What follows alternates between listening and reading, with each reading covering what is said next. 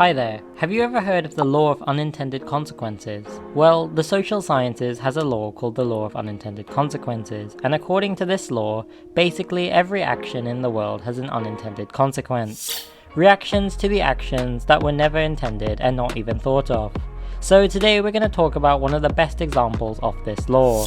The time the London Underground workers got concessions because of a loophole in their peeing schedule. Management managed to enforce rules to increase efficiency, but the result was that efficiency took a complete nosedive. How? Let's find out. More of that in a second. Make sure you subscribe and watch till the end so you don't miss anything. So let's dive right in. It was during the 1990s when the London Underground started being privatised and outsourced to private contractors under the Public-Private Partnership Scheme, known as the PPP scheme. The PPP scheme aimed to lower costs by letting competitive tendering of projects decide which contractor would manage the work. The workers that had previously worked for the London Underground were now being sent off to private contractors that had won the job through tenders.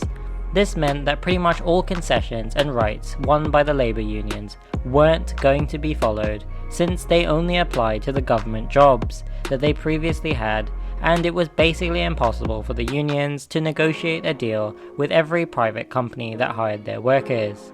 The workers were worried. Being outsourced and sent off for private contractors meant no job security, longer shifts, and none of the hard-earned benefits that the unions and their workers had fought a lifetime for. Thus began the struggle of the London Underground workers against the privatisation of their beloved industry. Privatisation was very rough on the workers, with decreased salaries and less vacations, but the biggest issue came up with the decision to end the job and knock system. Under the job and knock system, workers would be assigned a job at the tracks and were sent off to do it when work started at 11 PM. Now, if they completed the work they were assigned, they would just be sent home and, in other words, knocked off. You do the job and you knock off. Job and knock. Now, this could be as early as 2 AM or as late as 6 AM. Workers worked way past midnight until their shift ended at 6:30 AM. The issue that management had was that if a worker completed the work he was assigned, he just went home after that. After he was all done, he had no more work. What was he gonna do just sitting at the track? Well, management had other ideas. If the workers were getting paid for shifts that were ending at 6:30 AM, then they were going to stay at their posts until 6:30 AM. It didn't matter if you had finished your work, you had to sit at the depot until your shift was officially over. Now, you might think that this sounds fair, since they get paid to work that long, and if the contractors had some extra work, the workers should be there for it. Well, here's the thing. You can't get assigned to a different job after finishing your previous one at 2 AM or even 12 AM, so no new job meant that you had to sit at your post without doing anything for 6 hours.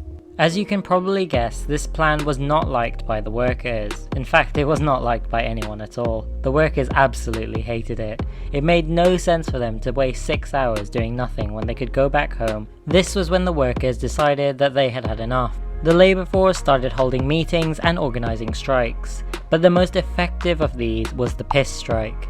One of the health and safety regulations stated that on the tracks, all workers must at all times be accompanied by a protection master, a member of the workforce trained to provide safety from trains and traction current. This meant each gang tended to have just one protection master, as management didn't want to waste money training up any more than they absolutely had to. Normally, the labourers that worked at the tracks just went to the buses and took care of their business when they needed to go to the toilet. This was easy since the toilets were super far off, but it's also more convenient. Workers just did what they had to do in the nearby bushes during the dead of night and came back to their posts to resume their work. This all changed when management decided to implement useless regulation on the workers. The workers decided that it was time to follow the rules, that they were going to follow every rule in the book. One of these rules was that one protection master was needed at all times, and he had to supervise the gang if they were doing work.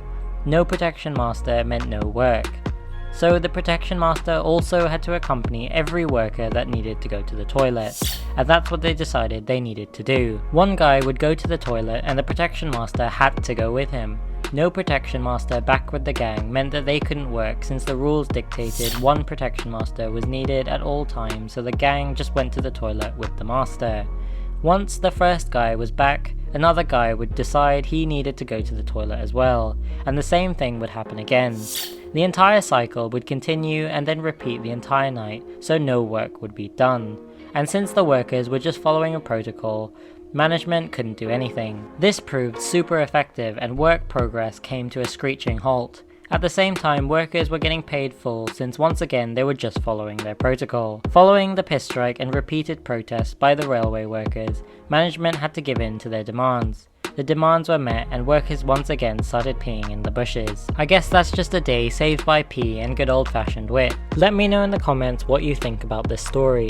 If you enjoyed watching this video, please be sure to leave a like down below, it's really appreciated. I'll see you in the next one, bye!